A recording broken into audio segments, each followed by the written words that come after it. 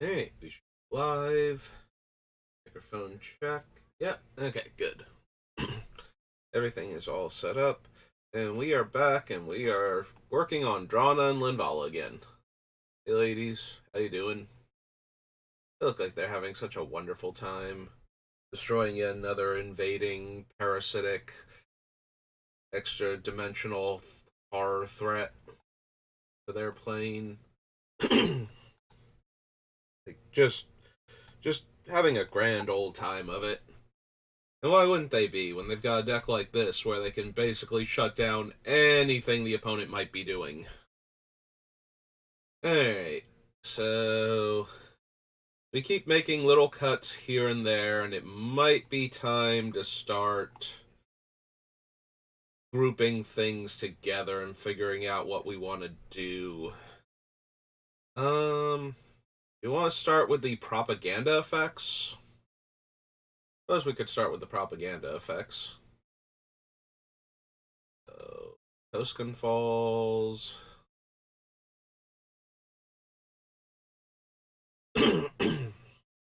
Yeah, Tempest was where actual propaganda came out. Although it is weird to think that Koskin Falls was the first one, yet we call them propaganda effects because Koskin Falls was not good. So, just kind of went, yeah, no. But we'll wait until a better card with this effect comes along. Because normally that's how it works. Like, the first thing with that ability, or with those stats or whatever, is the thing. Like, Magic's first 2/2 for 2 was Grizzly Bears, so everything is a bear now. The reason why it's a gray ogre is because at least things like Scathe Zombies had um, creature type matters, so it's basically either. Did Pearl Unicorn also start as a 3 mana 2/2? Because they could have been unicorns. Instead, they are gray ogres. Similarly, Hill Giant as your 4 mana 3/3. And Dirkwood Boars is the way less common one, but for people that were playing around the same time, they kind of associate 5 mana 4/4s with 4 mana 3/3s, and Dirkwood Boars was the 5 mana 4/4 at the time, so. But that one you hear a whole lot less because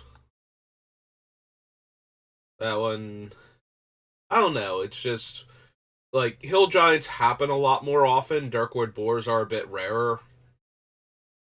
Like just that stat line of 5 mana 4/4s.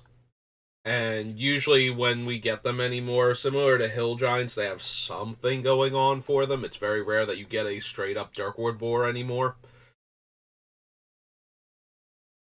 Oh, we might have been scrolling too fast. We have the Windborn Muse.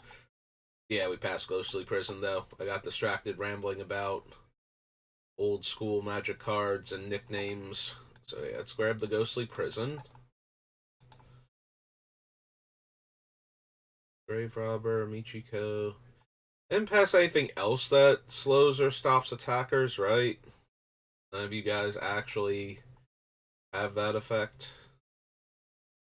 Hey, let me see what this little pop up is about. Be right back. We just gotta that for a second. Pull this up. Oh yeah, no, it's normal, non-important stuff. Okay, bring this back. There we go. Okay, sorry about that. Michiko doesn't actually stop attacks. She just punishes people for attacking. Spell Tithe Enforcer, same deal. Leshrac, Angel's Grace, Return to Dust. None of these. Lapse, Path, Ascension, Hexmage, Chancellor. Horn's Annex definitely fits.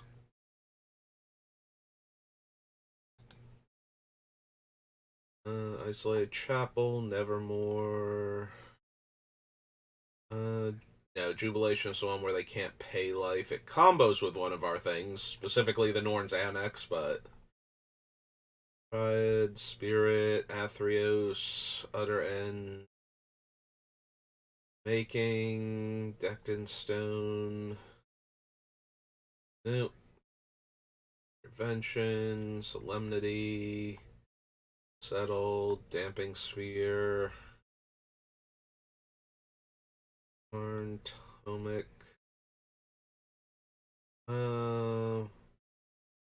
Okay, Archon is one of them. Right, that's the throne. Iliad's Intervention, Draneth Magistrate, Archon. Nope. Ordain, no. Baleful Mastery, Strict Proctor, Vanishing Verse, Archaic, Lysa.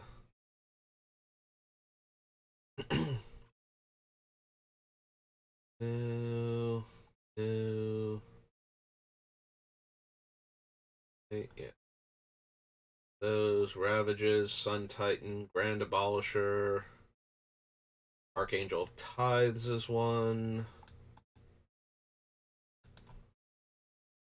Remedy, Sanctum Prelate, Generous Gift, Void Walker, Guardian Naga, Martyr's Bond, Mutation, Priest, no. Crescendo, Mercenaries. Yep, okay, I think this is all of them.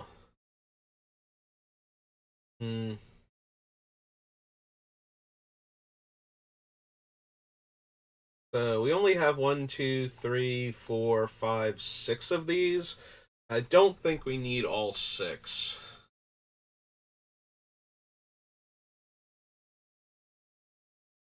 I'm inclined to cut the Windborn Muse as it's a creature and therefore way more easily dealt with.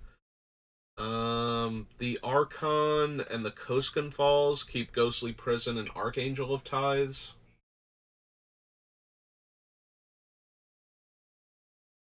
Because the Archangel can also stop them from being able to block us when it attacks. So, delete the Archangel from the list and delete the Prison, the Norn's Annex. So, keep those 3, lose these 3. So, Archon. Actually, yeah, Archon. Oh, it did bring us directly to Absolution. That's convenient. Right, Archon of Absolution, Windborn Muse, and Koskan Falls. Yeah, maybe in a different deck, Koskan Falls would make it, but this is not that deck. Okay. So we get rid of those 3, and we're down to 137. Alright. Only 77 more cuts to go. Alright, next up. Probably want to look at all the stuff that doesn't let certain things untap. Figure out where we're going with that next. So, Meekstone.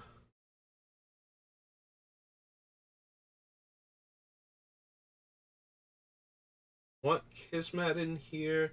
Probably want to keep the things separate. The things that make them tap a whole bunch or don't, or make their stuff come into play tapped, and the things that don't let other stuff untap properly go in 2 separate piles for right now. So yeah, Stone, Marble Titan.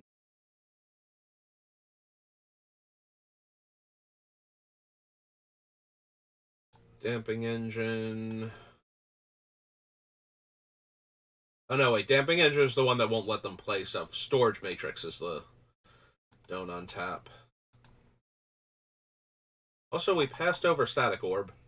I keep doing that. Like, I forgot to put Static Orb on the list originally, and now we just passed over it again.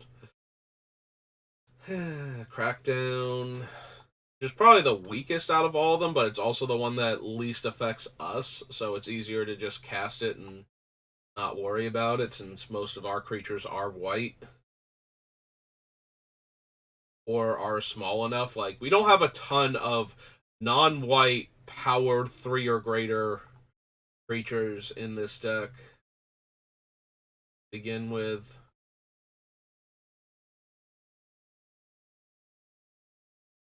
I'm scrolling too fast, not looking for the right things ahead. So, Crackdown was the last thing. Did I skip over any of them, though? That was Crackdown. Vindicate, Karmic Justice. Stuff that won't let our opponent's stuff untap properly. Won't let our opponent's stuff untap.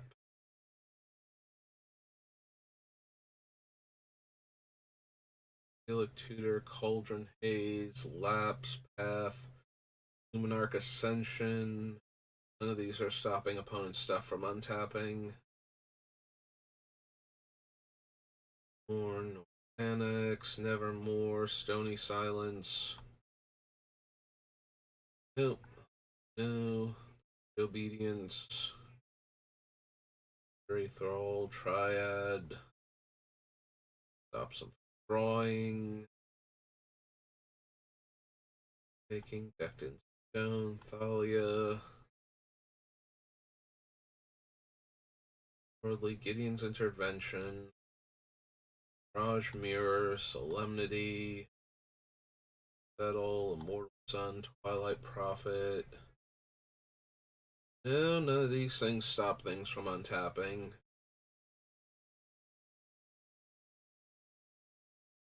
Magistrate, Archon Maria, Redain. Doctor, Vanishing Verse, Wandering Archaic. Is there really nothing else in our deck that stops things from untapping normally?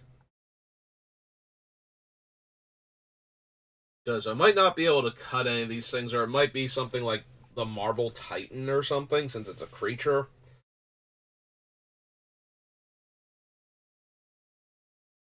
Titan, Grand Abolisher, Hushwing Griff, Archangel, Tainted Remedy, Sanctum Prelate.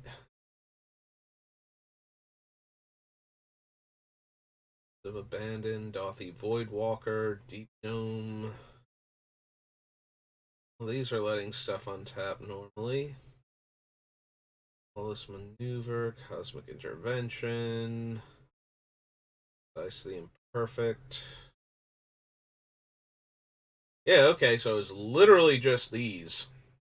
Crackdown, Static Orb, Storage Matrix, Marble Titan, and Meekstone. Oh, Winter Orb is not on our list. How did Winter Orb not get on the list? It is literally the thing that... Like, we did Meekstone and then we skipped right over Winter Orb, but yeah. So out of all of these, it just feels like Marble Titan's the easiest one to get rid of. So we clear all, go Marble Titan. Let's cross that off the list.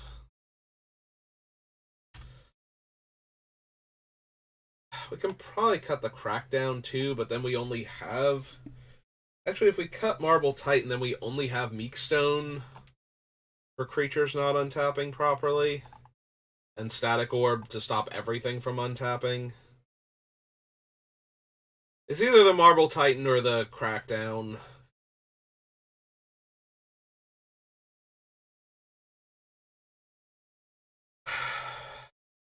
Would I rather have the creature that's more vulnerable or the enchantment that has a loophole in it that technically I can abuse, because then I don't have to worry about, like, our bigger angels not untapping while it's in play? Yeah, I think we just cut the Marble Titan out of the two of them, but...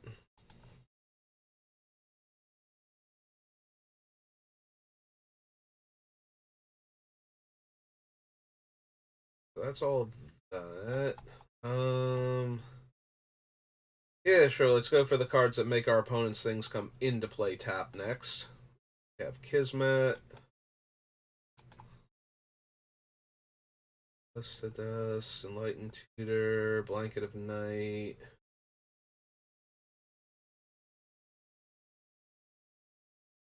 Our opponent's things come into play. Storage Matrix, Crackdown, Vindicate, Karmic Justice, Words of Waste, Decree of Pain, Snap, Crucible, Ghostly Prison. Make our opponent's things come into play.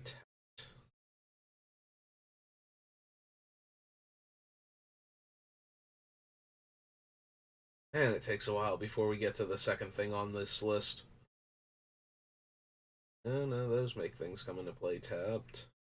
Like, we got plenty of taxing effects on various things, but nothing is actually causing our opponent's stuff to enter tapped. Nope. Blind Obedience. Okay. Treasury, Thrall, Temple, Triad, Spirit, Athreos, Utter End.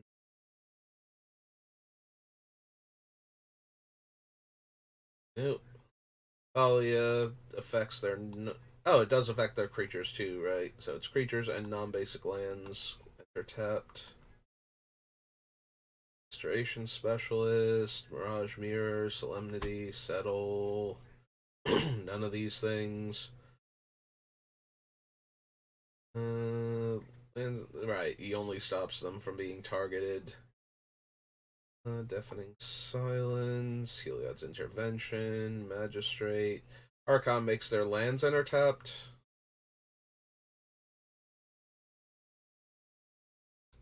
It's more in there to be a rule of law than a things come into play tap, but it does make them enter tapped.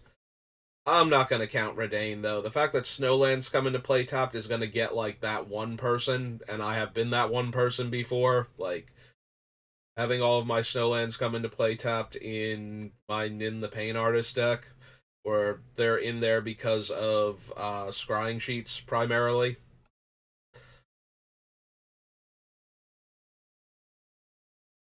Proctor, Vanishing Verse, Wandering Archaic, Lysa. I'm not forgetting anything, right? None of these make anything come into play tapped. I got a little distracted with Redain and thinking about my Nin deck, so double check there. Mother of Machines doesn't do anything. Ravages of War, Grand Abolisher, Hushwing. Just don't have their effects. Prelate, Generous Gift, Winds of Abandon, Dothy Voidwalker. Yeah, if this is all I have to make the opponent's stuff come into play tap, then I don't think I actually can cut any of these right now. Like, we might have to cut one of them down the line just to make room for other stuff, but like, I could see us swapping Rule of Law for Deafening Silence and then cutting the Archon, maybe. But that's it. Because we only have the 4 effects that do it. Alright, so that's things coming into play tapped. Alright, we have the taxing on attacks. What are our other taxing effects?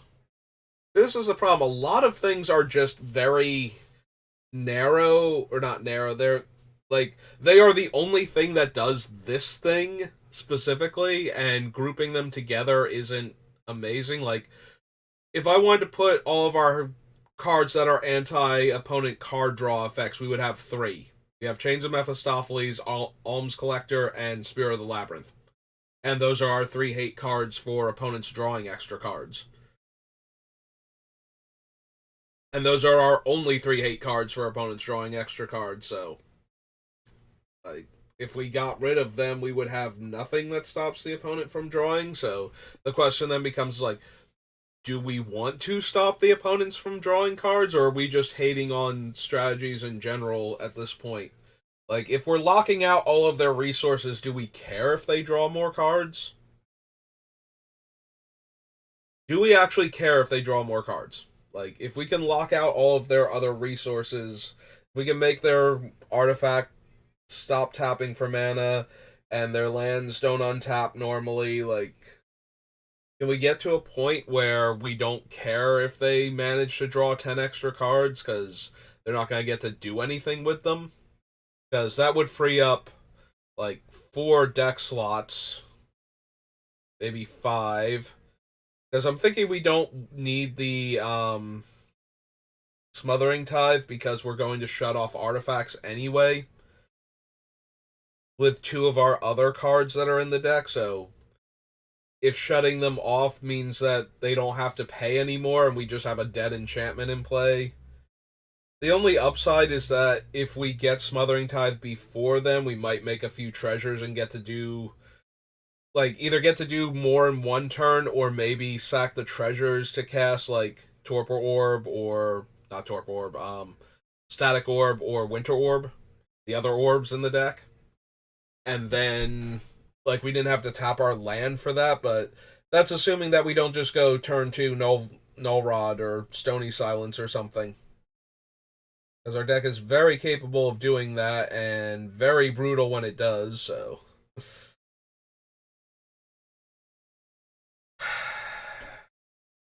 like there's a very real chance we're going to wind up cutting the anti-card draw because we don't need to care about it if we're doing our other things well. Like if the opponents aren't getting to do anything else, them drawing extra cards stops being a factor. To a degree, like there are obviously going to be situations where they draw a card that they can cast now that will start to dig them out from underneath all of this, but if we're restricting enough of their resources, that should be good enough for most games where we don't need to also shut down the other things. But then if we take those out, then I kind of regret not having the extra card draw that we could have had on some of these. Like, if we're not going to hate on opponents drawing cards, I kind of wish we drew more cards. Because we only have a few ways to get card advantage with this deck. And, like, we have a very good, like, welcoming vampire, Tokashia's welcome kind of level of deck where all of our things are small. Not all of them, but, you know, like 90% of our things are, like, 2 power. Like, they actually do get under the Meekstone without help, and our help makes them vigilant, so it doesn't super matter. So we could get into a situation where we want one of those cards or both of them if we're going to cut the anti-card draw, because then we also get to cut Words of Waste to make more room. This also might not be a Lethal Vapors deck. Like, we're doing a better job of locking down the creatures and stopping them from attacking us, and we do have creatures we want to put into play that tax our opponents or stop them from being able to do the things they wanted to, so... Yeah, I love Lethal Vapors, but this isn't a deck for Lethal Vapors.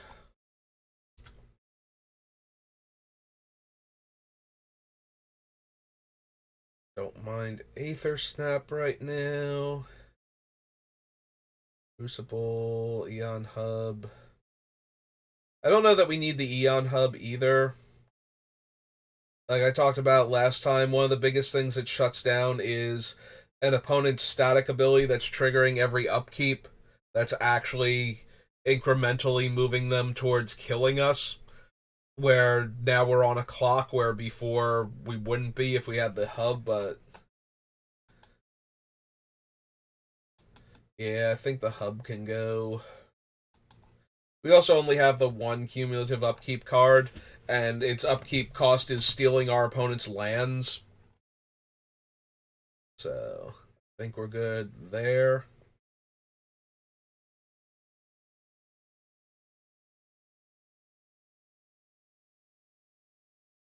Turn to Dust, Imp's Mischief might be able to go. Slaughter Pack might also be able to go. Like a lot of the situations where Slaughter Pack being 0 at the time also put us in awkward positions because our mana isn't untapping properly sometimes, so...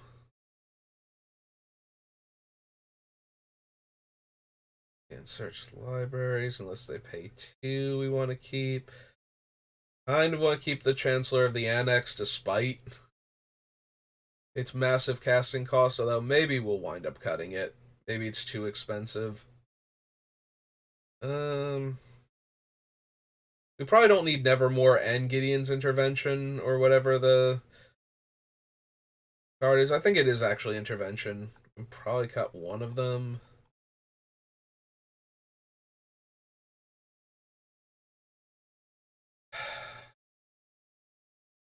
There's not a whole lot of like Oath of Druids going on in Commander. Like that's a way more dangerous card in a multiplayer game where everybody has huge stuff all the time. So there's not a whole lot of creatures entering from the deck, and we have enough graveyard hate that we should be fine for creatures entering from the like creatures aren't going to be in the graveyard to enter from there most of the time. Also, like the biggest thing it's stopping is casting flashback, like Snapcaster Mage, Torrential Gearhulk type things, and natural flashback spells. So Grafdigger's Cage does help against that, but it's not essential for what we're doing.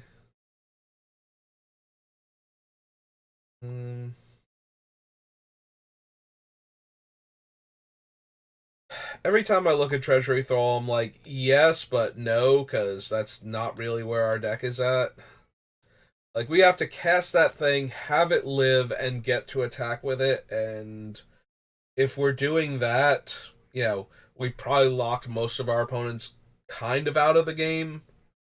So, yes, there will be a few cards we could get back that would finish that lock and just keep them out of the game entirely, but those have to have shown up and died already, and then the other stuff has to not have died, and then this thing has to show up and be able to plod over and attack for a turn.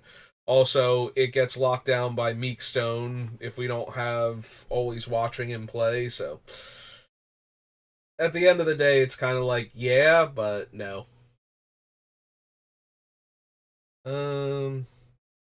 We also probably don't need Athreos. Like, most of the time, we're going to have at least one opponent. Actually, I choose the opponent. Most of the time, we're still going to not be able to choose an opponent that's not going to be like, yeah, that thing's super annoying. I pay 3 life for it, and it stays down. And having them pay 3 life. Although we do have the one card that won't let them pay life for cost, but this is a trigger. I don't think, this isn't a cost to do it. It's not like Norn's Annex where they can't attack unless they pay, Phyrexian white mana, so players without access to white mana literally can't cast it, or can't pay for it, rather. Athreos is a trigger that lets them pay life during the resolution in order to stop the effect, so unless I'm forgetting the exact wording, this is Angel of Jubilation, right? Players can't pay life or sacrifice creatures to cast spells or activate abilities. Right, so Norn's Annex is still a cost, not an activated ability, so they can still pay for Norn's Annex with life while Jubilant Angel is in play. Angel of Jubilation. So that's not actually working then. Like, it's shutting off other things they can have, but it's not stopping them. Like, it's not a combo with Norn's Annex the way I thought it was. Huh.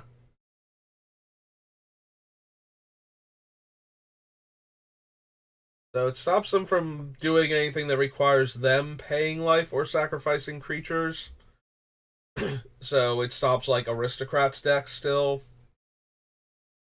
But we have a lot of things that stop the things from going to the graveyard in the first place, so maybe we don't need Angel of Jubilation anymore. If that's the case, yeah.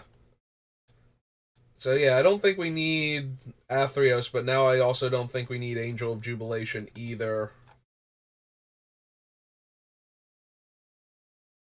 because that's not doing what I thought it was doing when I put it in the deck, or what I've been. Yeah, I can't pay to pay costs or cast spells. Yep. Yeah, I have it slightly worded. It's specifically to activate abilities or cast spells. And we're not making them pay. It's not an activated ability for their creatures to be able to attack with Norn's Annex, so that does kind of weaken it. Maybe we want to cut the Norn's Annex and go back to the Angel of Jubilation, the Windborn Muse then. It is a creature and therefore more vulnerable, but Norn's Annex lets players pay life to get around it, and that's less important to us than them paying mana. Yeah, I kind of like that now, so let's go to Scourge.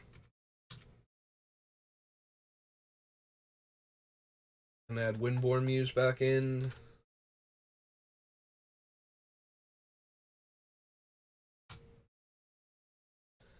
Windborn Muse is white and 3.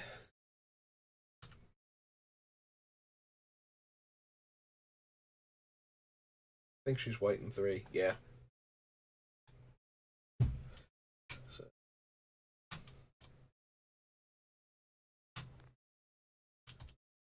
Add that back in, and then we go cut Norn's Annex.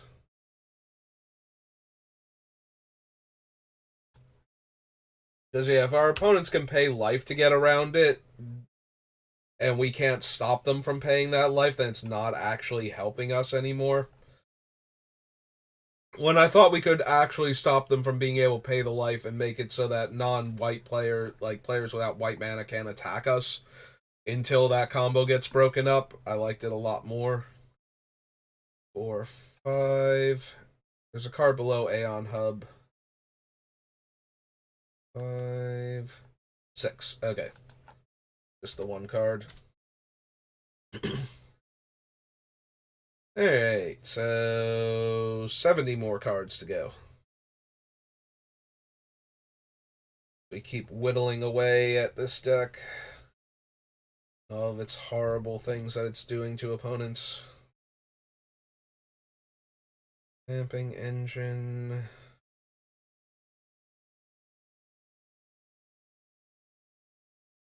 Yeah, that one's probably not doing much in this deck. Like, they just sacrifice a permanent and they get to keep going.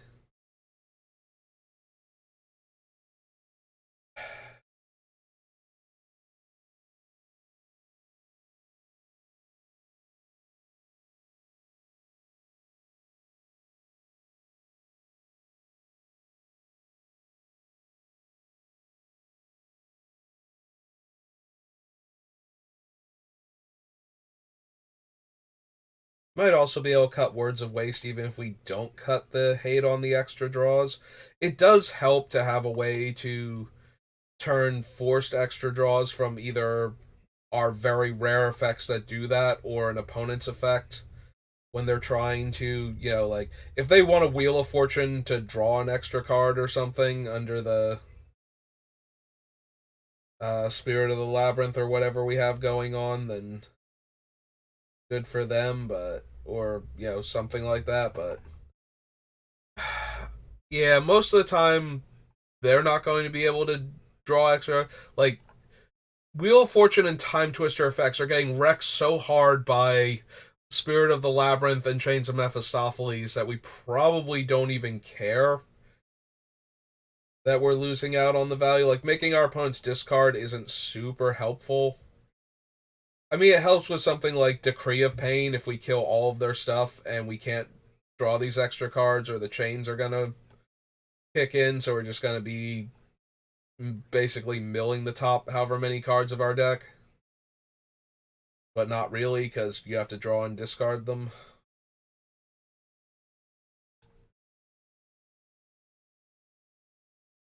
Yep. There we go. Fix the typo. Yeah, Words of Waste is probably not necessary. Originally, I was like, yeah, I want something to do when we do draw extra cards, so that way I'm not wasting resources, but it's so minimal most of the time what it's going to allow us to do.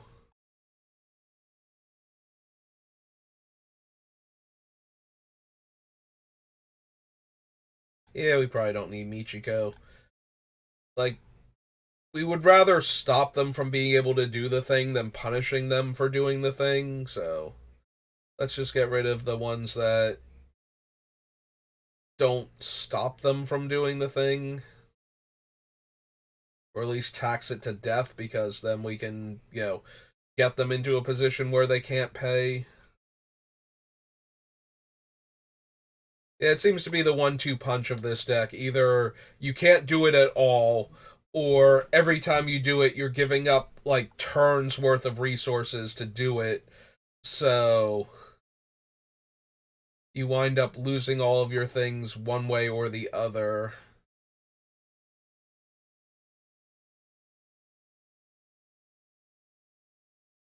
We also might want to stop and take a moment and look at all of our removal, because we have a ton of removal for a ton of different card types.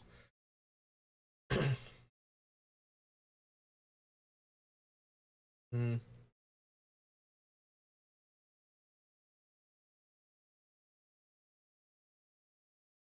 We did cut the force bubble. I'm wondering if we actually want solemnity. Like, we don't have any major combos with it, so we do run the risk of setting up other players' combos where they have an undying creature and they just get to cycle through it. Although we do have enough graveyard hate that stops the thing from ever going to the graveyard that maybe we can get away with that, and then it stops like all the positive counter effects and all of the opponent's negative counter effects that they can throw on our things and us. So, we're immune to poison at that point. We can't get like -1/-1 counters on our stuff, so it's okay. Um, it does stop certain cards, from building, like, acquiring and building up counters, because that's a thing that so many decks do with so many different counters. But every once in a while, the counters, if they could choose not to put them on, they would absolutely love to. And in those rare scenarios, Solemnity becomes a problem. So we do have to watch out for that. And maybe we wind up cutting it.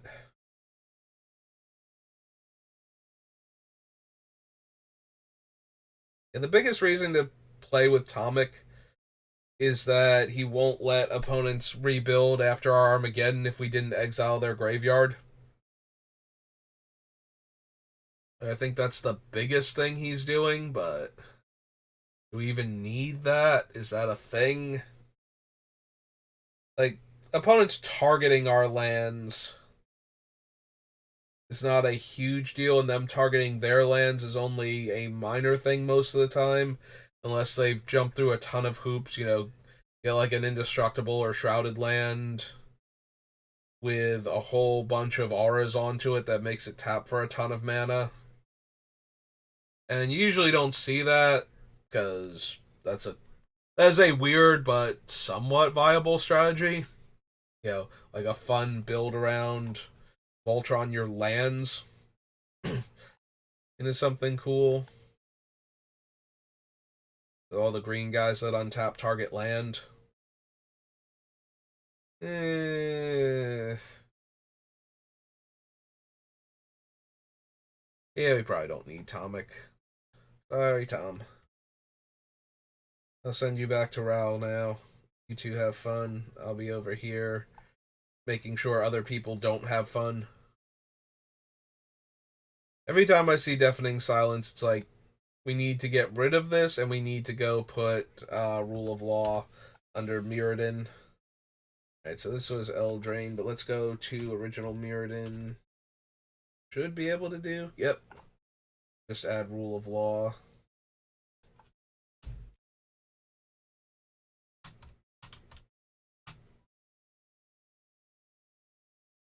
Wait for it. Yep. That's just going to be better overall, I think. Oh, right. Eldraine and Eldrazi start with way too many of the same letters. I keep forgetting that it's going to do that every time I try. Alright. So, get rid of these four. Probably gonna wind up getting rid of Strict Proctor just because it's a worse version of like 5 other cards we're running.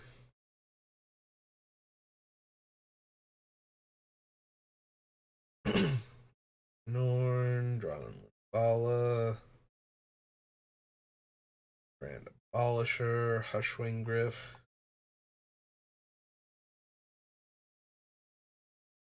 We might wind up cutting the Righteous Fury too. We have a few other Wrath type effects that don't care that it's the creatures are tapped or not. This does kind of work, but it's also 6 mana, so.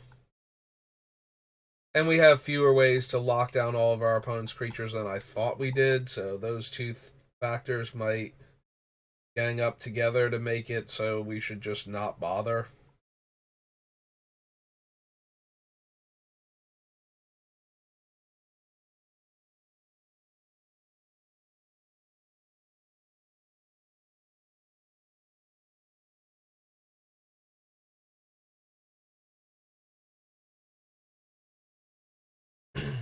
Hmm.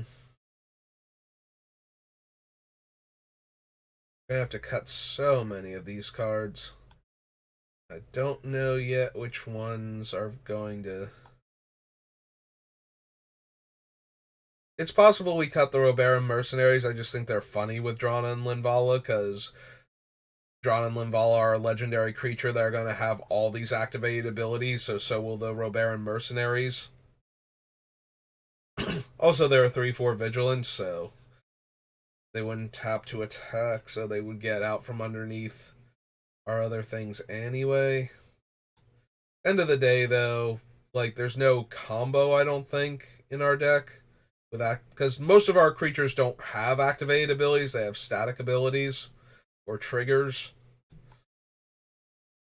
So Drana and Linvala are going to be the only activated abilities that Robaran Mercenaries have. Although having all of the activated abilities, there might like somebody might accidentally set up a combo for us by having a second copy of the same activated ability.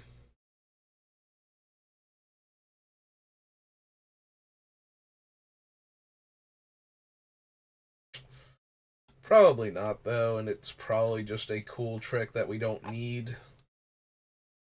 Yeah, if we were more concerned with stealing opponents' abilities and trying to figure out different combos we could do with that, Robert and Mercenaries would definitely make it into the deck, but we are more concerned about depriving our opponents of those abilities than using them ourselves, so. And then gift.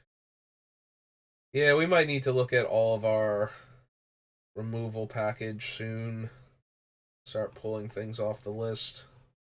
1, 2, 3, 4, 5 more cards. Brings us down to 125. Just get rid of 5 more cards. We'd be at an even, like, every, like, 1 in every 2 cards needs to go. And then we could start figuring it out from there. I do feel like Smothering Tithe is going to need to go. Mostly because we shut off the abilities of artifacts. So the Smothering Tithe isn't actually helping. Like, the activated ability specifically, like, all of our static effects on artifacts are fine. That's why we're running all of them.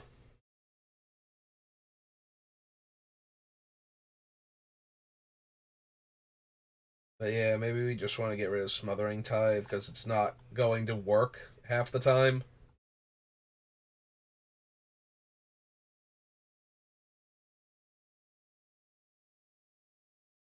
Certainty, Path to Exile, Hex Mage. We also might not need the Hex Mage. We have a couple things that get rid of counters from things, so. And the Hex Mage is only a single target, so it's mostly there to like. And we also have the Immortal Sun to shut off Planeswalkers, so yeah, we can probably cut Vampire Hex Mage. Probably super low impact in this deck.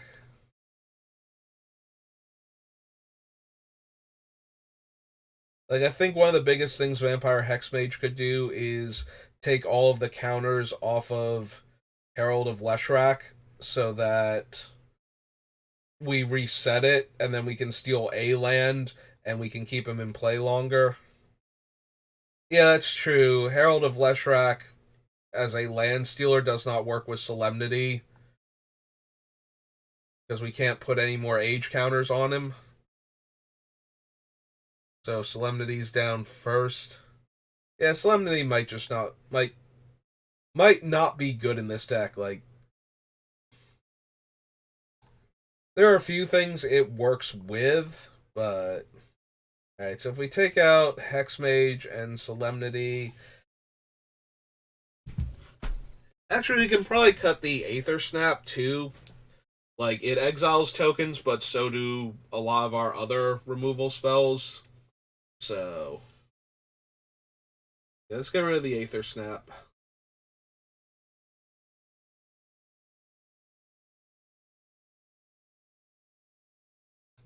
And since we're cutting Solemnity, we can cut Dark Depths, because now we can't do the trick, so.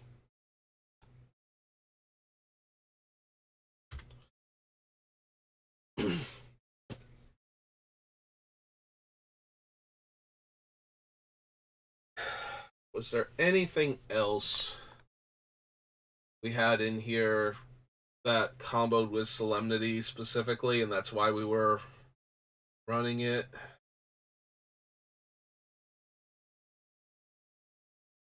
Or Nevermore, Stony Silence.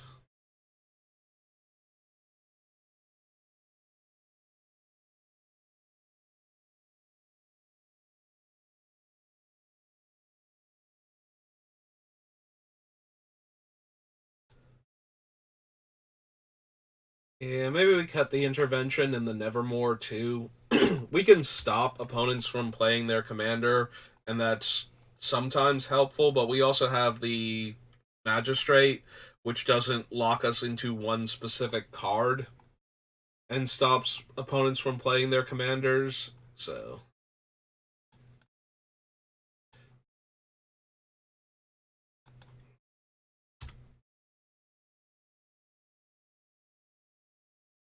Six. Alright, that brings us down to 119. We're not quite at the hour mark yet, so we can keep going for a little bit longer.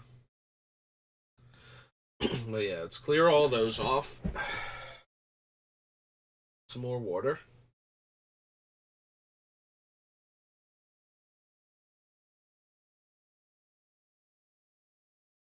Alright.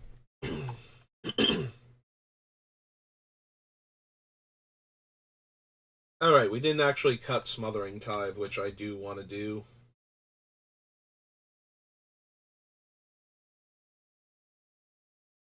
Because we are kind of not. We're kind of at cross purposes with that card with some of the other things that we're running, so we might as well cut it from the list.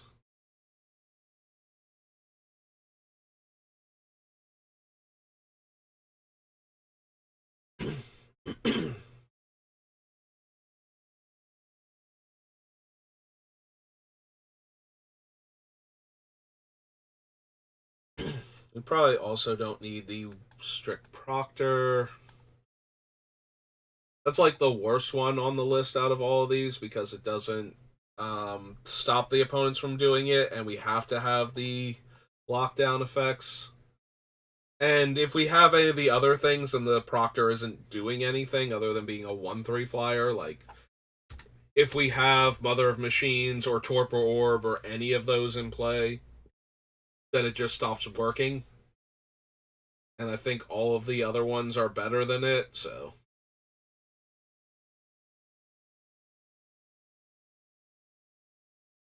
Yeah, I think we have like 5 Torpor Orbs in this deck that aren't Strict Proctor. It's like the orb itself, Mother of Machines, Hushwing Griff, Hushbringer. Maybe it is 5 with exactly this one. But yeah, I think we can get by with those 4 and maybe like one other one that I'm forgetting off the top of my head.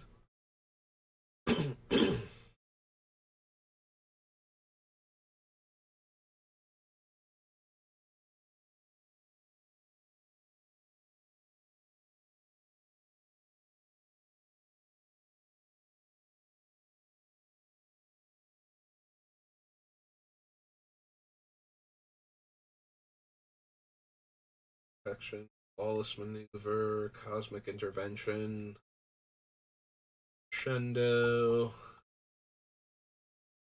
I like all of these cards. I don't know which ones we're going to wind up cutting, and I'm going to be sad each time, but. Sorry. Managed to not choke to death for most of this stream, but yeah. Finally starting to get to me. Alright. Those 2 off. Yeah, I think we're getting to the point where I need to do all of the removal spells, but I think that's going to take a lot longer than 9 minutes. Yeah, I guess we started at least. We'll like group them together. Then if we're close, we can just keep going and finish them off, and then we'll be like an hour and 10 minutes or something. Yeah, I have been getting more views with the hour-long videos as opposed to like the like stopping every hour and having it broken down into like hour-long segments roughly. So as far as I can tell, that is helping. It's not helping a ton, but it is. Um, it's not been a negative as far as I can tell. There's been no negative aspect to that. It's just been like people are giving the videos a chance more often. They're just not staying with them. I don't know if this is all too dry and uninteresting in a YouTube video format as opposed to where you can stop by and talk to me about it. uh, at least people are giving it a chance more often because it's a shorter video. So if they do decide they want to watch it all the way through, they don't have to commit to like an hour instead of like the 4 to 5 hours that I sometimes do.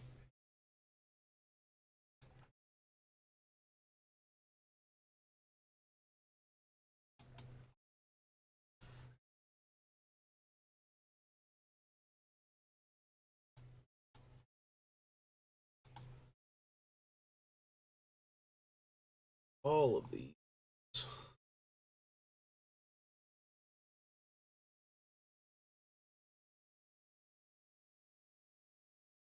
Technically, what it's in the deck for, so.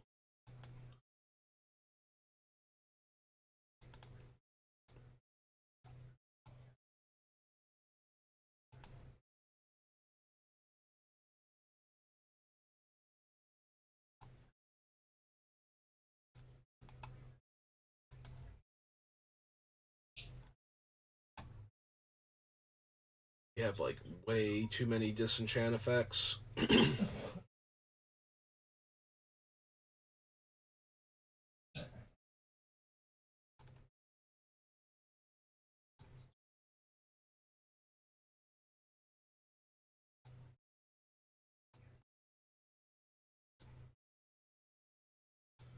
Way too many disenchant effects. Especially when some of our things are more versatile.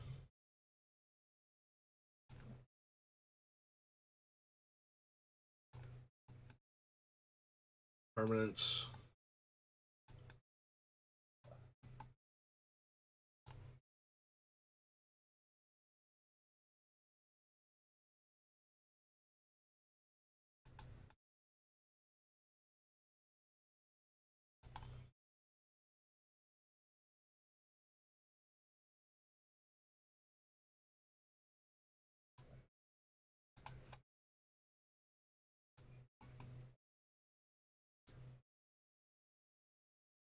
Or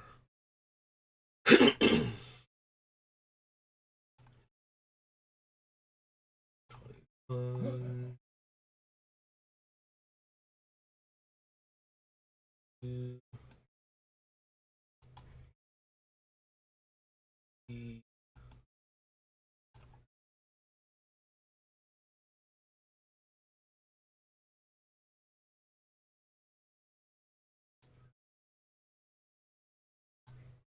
24 out of 24. So we made up to Guardian Naga down here.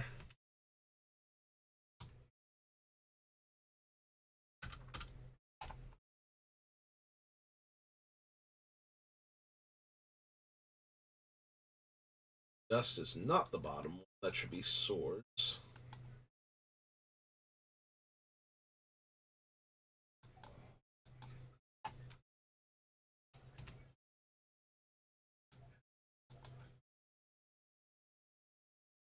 Vindicate. Karmic. Decree. Return. Slaughter. Path. Triad. Letter end. Unmaking.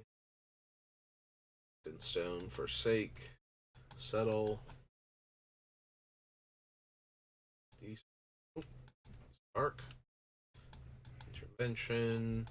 Baleful.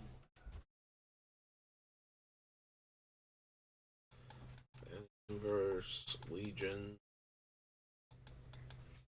Nature's Fury. Garrick's Wake. Gift. Winds. Naga. That's where we stopped, was her.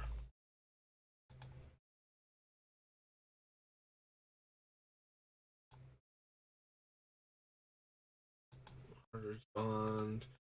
Mutation is kind of a removal spell. It is here to shut off one of their creatures' abilities, usually their commander, since it becomes an indestructible 0/1, so it's hard to get it back off the table and then recast it at that point.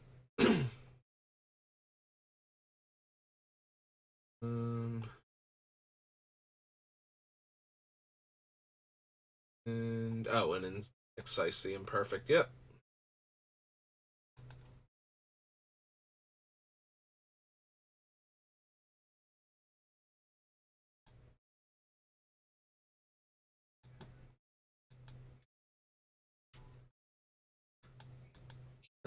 Excise is a little better than I thought at first, because we have all of the artifacts don't have their activated abilities and suppression field to make it cost more when we don't have those. So there are going to be times where we excise the Imperfect and the opponent gets nothing out of it. I suppose that's not amazing. That's 3 mana to exile a permanent. Alright, I have to have that wrong, right? Excise can't hit lands. That'd be silly.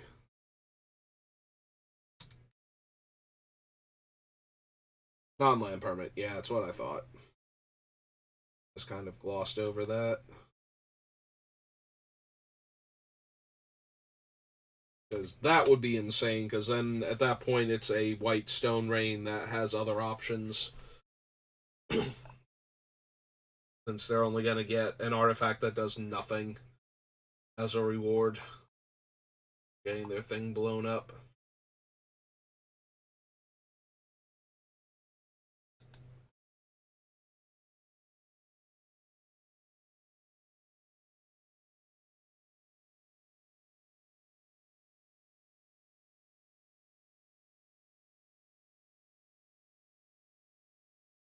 Dust to Dust hits only artifacts, so that one's out.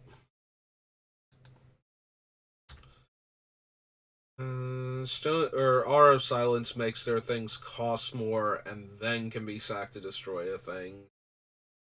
That's a little bit more interesting.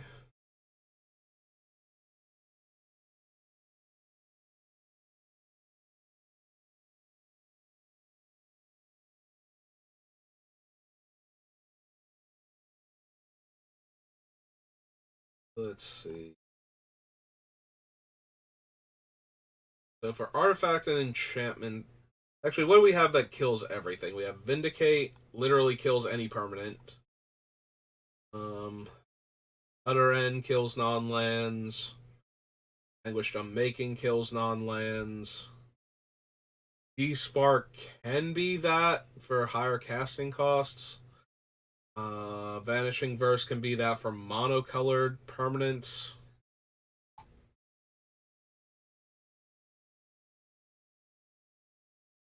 Generous Gift can destroy any permanent and give them a 3/3.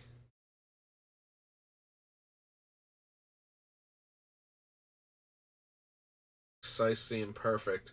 We have 7 cards that can deal with any permanent, basically. Although I'm not sure. I feel like Vanishing Verse is the worst out of all of them. Since it has to be a monocolored permanent, so we can't get rid of most artifacts. Eldrazi, anything with Devoid, um, and any gold cards. And that feels like way too many different things it doesn't hit. Yeah, I think we can cut the Vanishing Verse.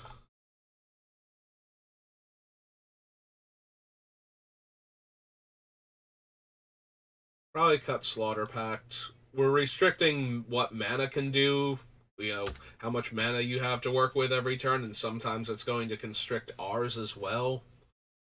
The Triad is funny, but and it works when we have the anti-card draw effects in play, but that's it.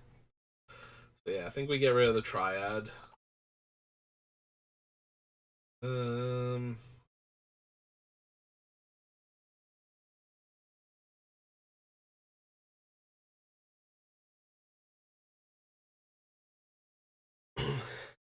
all right, I was about to say, for things that can just get rid of artifacts and enchantments, we might want to cut a bunch of these, but the more I think about, the more I'm wondering if Karmic Justice and Martyr's Bond just aren't that good in this deck. This one's a 6-drop, so feels like a lot of the time we're not gonna get it down when we need to, and yeah, I'm kind of off of that one, and I'm also a little bit off for this one too, because they require the opponents doing stuff, and we are trying very hard to stop them from doing things.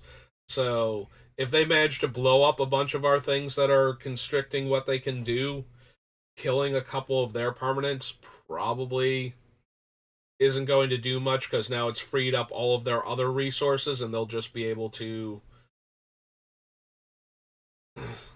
I mean, Karmic Justice can destroy lands, but that still feels kind of meh. Like, we can mess up the one opponent that blew up a bunch of our things, but the rest of them now can function again, so. And if our deck's being that annoying, I'm sure there's going to be somebody who doesn't mind being the Kingmaker and taking our crown away and giving it to whoever, as long as we don't win at that point, for how mean we're being.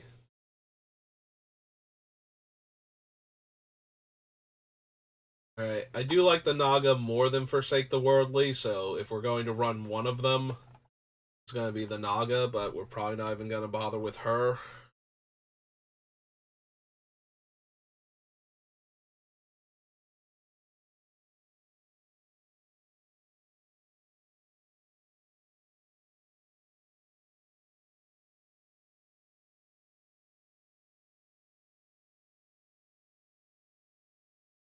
Probably don't need the Aura.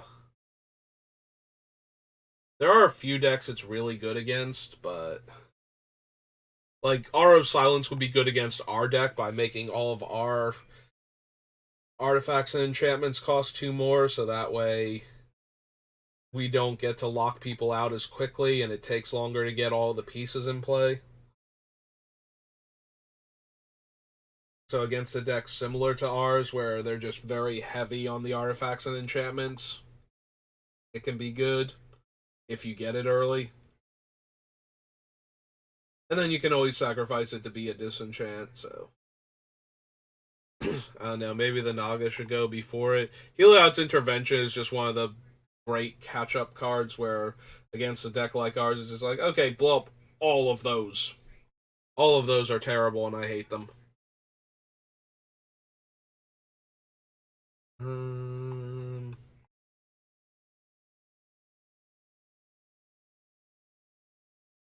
like this is where we have the most room to cut things right now. We did make it over the hour mark. Yeah, we have a lot of other cards to select from. Let's cut all of these that we have off the list first. So, Forsake the Worldly is one. Karmic Justice is two.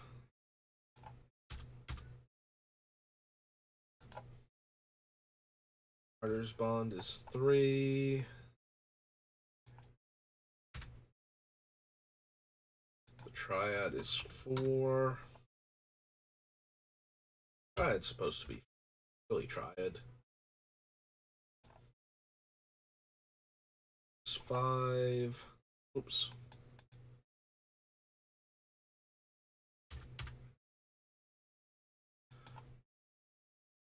Finishing six. Seems to be all the ones we've crossed off the list so far, so yeah. So we're down to 111. Alright, so that's going to do it for this stream. I hope you've enjoyed watching me try and figure out all of the cards for Drana and Linvala. This is definitely one of the more complex builds. Like, there's so little overlap in a lot of what the cards do, and we're trying to assemble specific combos that will shut the opponent down, so... But yeah, my voice is feeling a bit raw and like I'm starting to lose it, so I think that'll do it for today. I do have a bit of time before I have to be into work. We'll see if I'm feeling a bit more up to it, but that's probably not. We're probably going to call it here for today, and I will be back on tomorrow. We're going to the movies in the late afternoon to early evening, so and then dinner. So I might work on Drana and Linvala. I might draft before we go. I might, if I have time, I might do both. We'll have to see. But yeah, that's going to do it for me for right now. Thanks for watching, and I will see you next time. Have a good rest of your day.